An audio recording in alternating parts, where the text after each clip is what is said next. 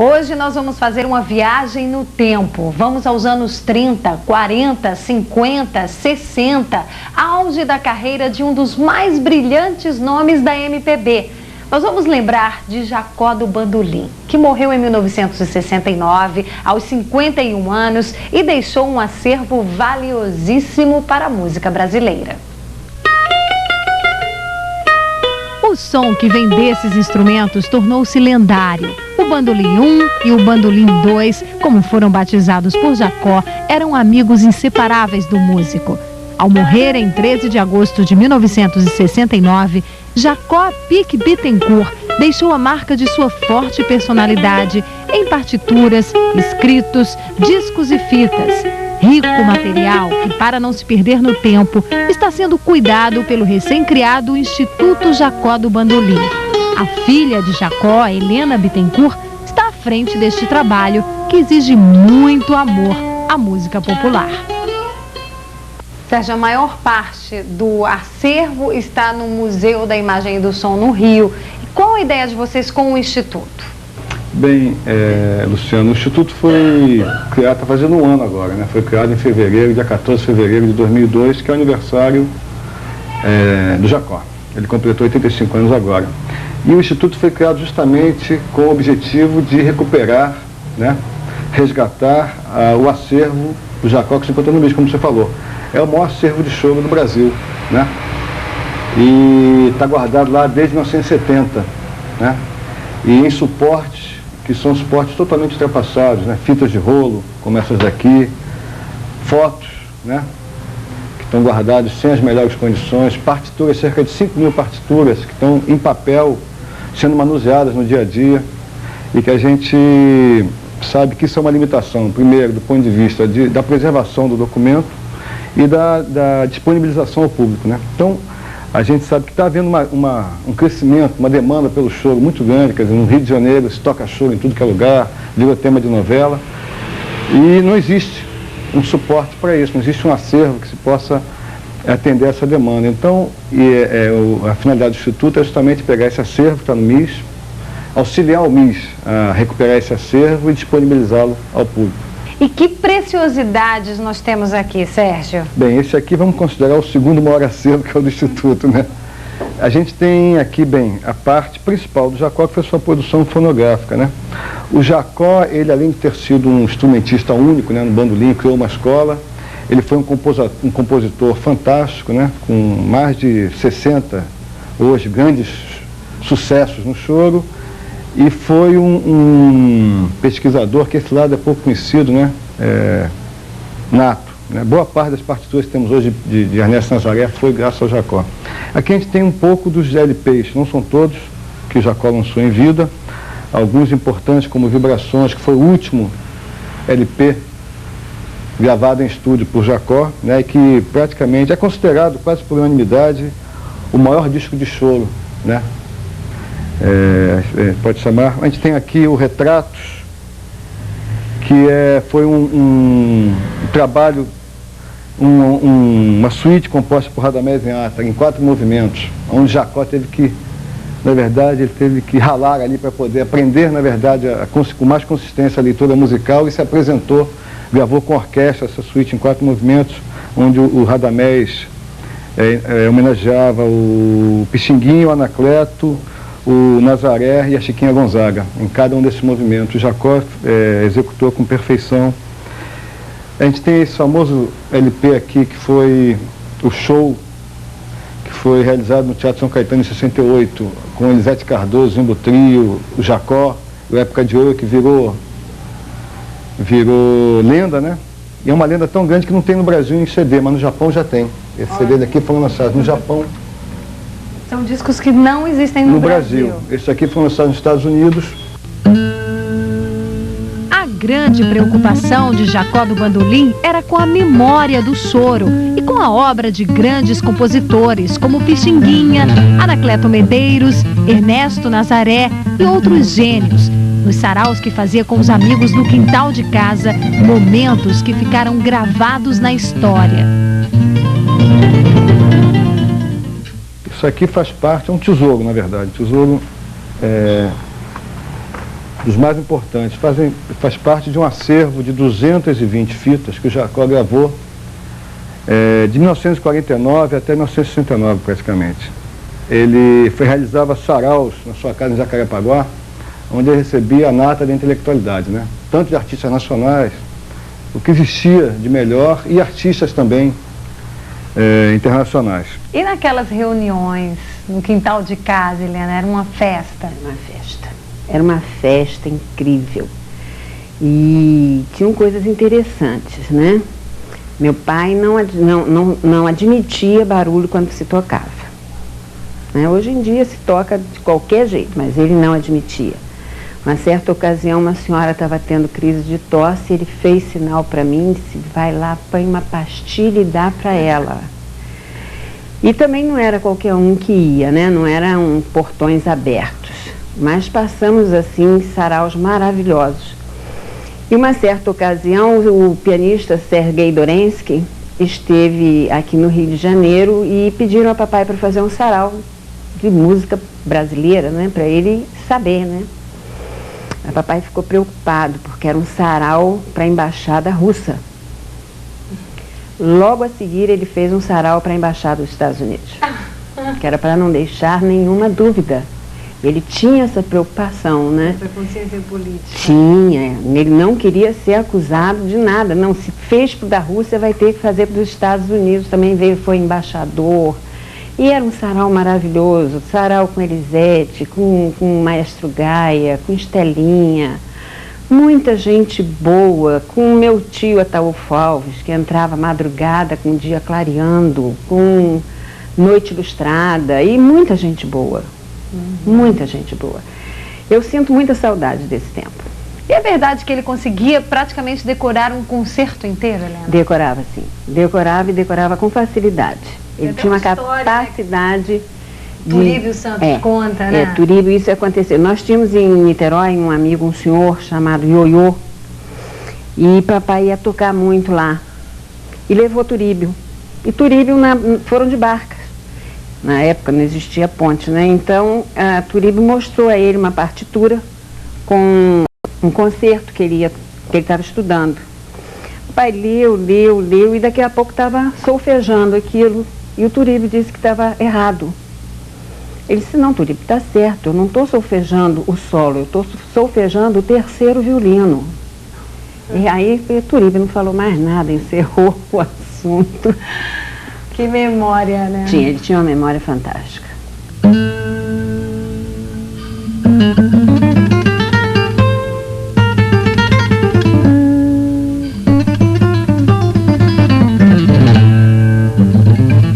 O Jacó sempre se dividia entre a música e outras funções, né? Foi vendedor, prático de farmácia, escrivão de justiça, tudo isso ao mesmo tempo que era músico, né?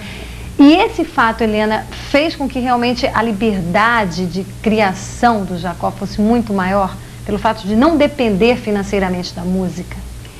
Pois sim, porque papai sempre disse que a profissão dele era escrevente, primeiro escrevente juramentado, depois escrivão, passou para escrivão nomeado por merecimento. Então ele dizia que ele era da justiça. Música para ele não era profissão. Ele não considerava. E isso ele devia até ao Donga, porque foi o Donga que o fez estudar para fazer o concurso da justiça, que ele dizia que música não sustentava ninguém. Como é que ele fazia para dar conta das duas funções? Ele fazia assim, de manhã ele ia para o cartório. Então ele já saía de casa com café da manhã. O café da manhã era arroz, bife, batata no café da manhã, 7 horas da manhã. Arroz, bife, batata frita, ovo estrelado. E depois, café com leite, pão e queijo. Então ele já descia assim, ia direto para o cartório, trabalhava até as 5, 6 horas da tarde. Pois ele não levava processo para casa. Quando ele chegava em casa, ele se dedicava ao arquivo dele, às músicas dele, e ali ele ia, dormia, levantava de madrugada, e o meu quarto que dava para o escritório, de lá eu ouvia com um boné que hoje em dia todo mundo está usando, né, com a aba virada para trás, ele já usava, com o gravador de rolo ligado, às vezes tocando, às vezes ouvindo, às vezes solando até músicas clássicas, e ele assim dividia o dia dele muito bem. O primeiro instrumento dele foi um violino, né? Foi. E é verdade que ele usava grampo de cabelo Da minha avó. para conseguir a musicalidade que ele esperava do instrumento. Porque minha avó achou que ele ouvia o violino de um cego perto da casa dele. Então minha avó achou que ele queria tocar violino. Só que ele pegou o violino com o arco, ele não só não aguentou o arco, porque ele era criança, como também ele viu que não era aquilo que ele estava querendo. Então ele pegou um grampo de cabelo da minha avó, e foi uma outra senhora, amiga de minha avó, que disse: o que ele quer não é violino, é bandolim. E foi com o bandolim que Jacó gravou seu primeiro disco em 1947. A partir daí, durante toda a carreira, até 69, foram lançadas mais de 400 faixas e centenas de discos de 78 e 33 rotações por minuto. Qual foi a maior alegria do Jacó? Olha, meu pai se orgulhava muito da Noite dos Choristas. Ele fez Noite do Chorista 1, no ano seguinte fez o segundo. O que foi Noite dos Choristas? Ele conseguiu reunir pessoas de todos os níveis sociais, e uns sabendo tocar alguma coisa, outros não sabendo sequer segurar no instrumento, e ele ensinando tudo. E formou uma verdadeira orquestra, que aliás nós temos aqui duas fotos. Nessa primeira aqui, que até Pixinguinha também foi aqui, Noite dos Choristas. Nessa segunda aqui, que é até a melhor, nessa segunda aqui, olha o tamanho de orquestra que ele montou. Tinha médico, tinha pedreiro, tinha servente, tinha qualquer nível social. Isso para ele deu muita satisfação. Como é que era o Jacó pai? Porque ele tinha esse tempo dedicado ao trabalho, tinha o tempo dedicado à música. E como era o Jacó? Era um pai severo, né? Comigo era um pai até ciumento, mas foi um grande pai. Foi um pai que nas nossas horas de sufoco ele estava sempre presente. Aliás, eu sempre tive pai e mãe presentes, graças a Deus. Então, mas o tempo dele era pouco, mas sobrava pra gente direitinho, sobrava. E aqui tem esta foto da carteira de Santo Marido, da Associação das Casadas Felizes, que a minha mãe deu para ele. E ele, em contrapartida, deu então um honra ao mérito como grande esposa, que realmente ela foi. A paz reinava no lar. Reinava. As fotos que Helena guarda do pai são muitas, mas agora o desafio é encontrar a imagem em movimento de Jacó. De todas as pesquisas feitas até agora, esta é a única vez que Jacó do Bandolim aparece numa gravação de vídeo. São 7 segundos, sem som, que já viraram preciosidade. Vocês estão com uma campanha aí em busca da imagem do Jacó do Bandolim? A gente não tem nenhuma imagem do Jacó tocando o bandolim. A única coisa que a gente tem são 7 segundos do Jacó, mas ele andando, enfim. A gente queria encontrar porque ele gravou muitos programas na TV Tupi, na antiga TV Record, do Flávio Cavalcante, e tocando o bandolim, que seria uma grande referência para o pessoal hoje que tá aí aprendendo. E a gente está à procura dessa imagem. O Instituto está oferecendo um prêmio aí para quem encontrar de R$2.000. Então, quem puder encontrar, comunica com o Instituto.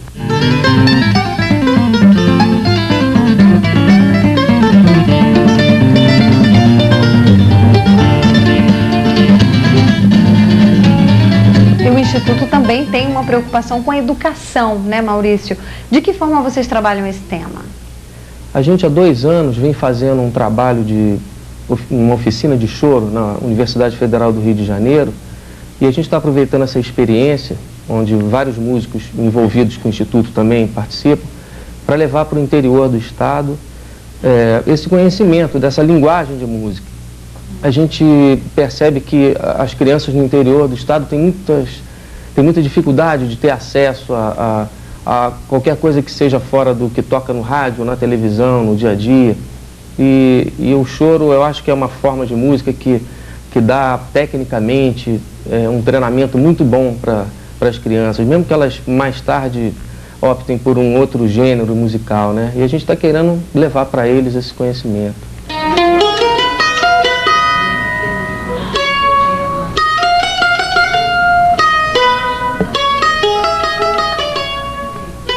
O Del Rian se orgulha de ter aprendido a tocar bandolim com o mestre Jacó, né? E aqui nós temos dois bandolins, o bandolim número 1 e o bandolim número 2. Quanto tempo esses instrumentos ficaram guardados aqui depois que o Jacó se foi? 34 anos. Olha, só foram usados uma única agora, vez? Dia 9 de dezembro, agora passado. Aham. O que você lembra dessa época que estava aprendendo, Del? Muitas coisas, né? Muitas recordações de reuniões, saraus, né? De, assim, tocatas em casas de amigos, né? Músicas que o Jacó fez nas rodas, assim, na hora fazendo. Teve uma delas, né, que na casa de um amigo nosso, que ele tirou, brincando assim, mais de 20 introduções diferentes, entendeu? Num samba do Noel Rosa. Nós éramos amigos, trocávamos ideias, assim, sobre músicas antigas, coisas que eu sempre gostei de música antiga. Então ele sempre pegava no bandolim, toda vez que ele pegava no bandolim eu ficava de olho, né, observando, fazendo perguntas e coisa e tal. Então ele gostava de mim por isso, porque eu era interessado, né, pelo bandolim e tudo. Então é isso aí, eu aprendi muita coisa assim, entendeu? Que ensinamento você não esquece? Bom, eu me lembro o seguinte, que a primeira vez que eu fui na casa do Jacó foi em 1962, 26 de fevereiro de 1962, no dia que eu fiz 18 anos. E eu cheguei com 2 violonistas para me acompanhar, e eu estava estudando bandolim método, né? Um professor Moacir Aroca, um clarinetista, chorão, lá de Jacarepaguá. E eu aí comecei a tocar um choro e batendo com o pé. Ele aí veio por trás de mim, pisou no meu pé e eu parei, né, de tocar, porque foi o primeiro dia que eu conheci o Jacó.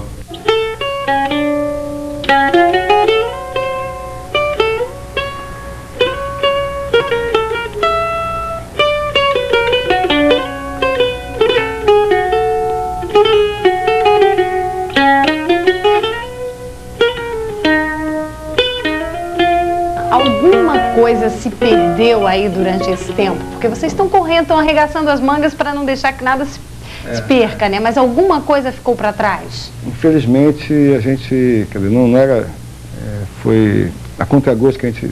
Mas uma parte do acervo importantíssimo, que o Jacó, nos anos 50, ele era um técnico em fotografia, assim, que bastante ganhou prêmios e tal.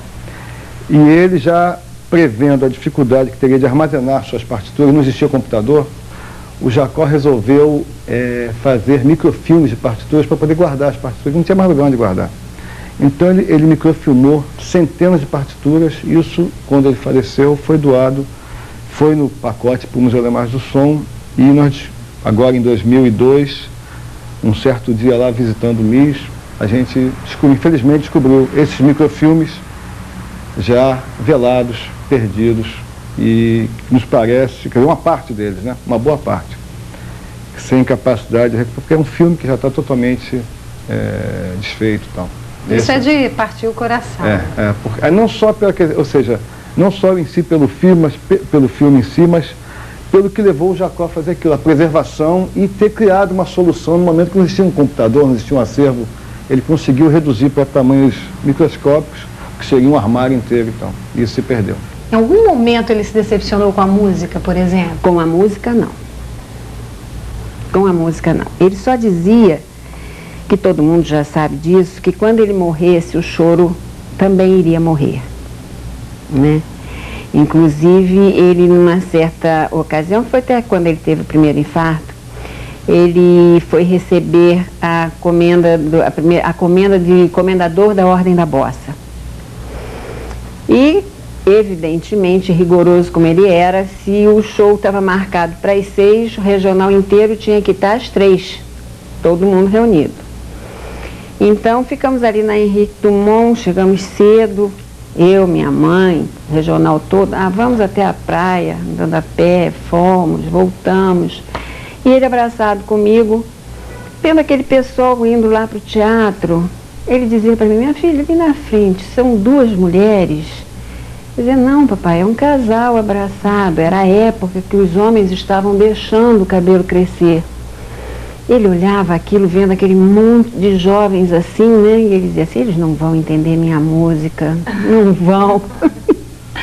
E o que ele diria, na sua opinião, se ele pudesse falar sobre a cena do chorinho, do choro nos dias de hoje? Com muita emoção, acho que ele já teria infartado várias vezes. Porque o fato, ver os antigos tocando, para ele não era novidade nenhuma, mas se ele visse a quantidade de jovens que hoje em dia tocam choro, tocam bandolim, tocam violão, dedicados, querendo cada vez aprender mais, eu tenho certeza que ele estaria muito emocionado. Ótimo, Helena, muito obrigada pela entrevista. Muito obrigada a você. Foi um prazer. Obrigada. Eu conversei aqui com a Helena Bittencourt, filha do Jacó do Bandolim, falando pra gente essas preciosidades no nosso programa. E esse foi o nosso Almanac. Até a próxima.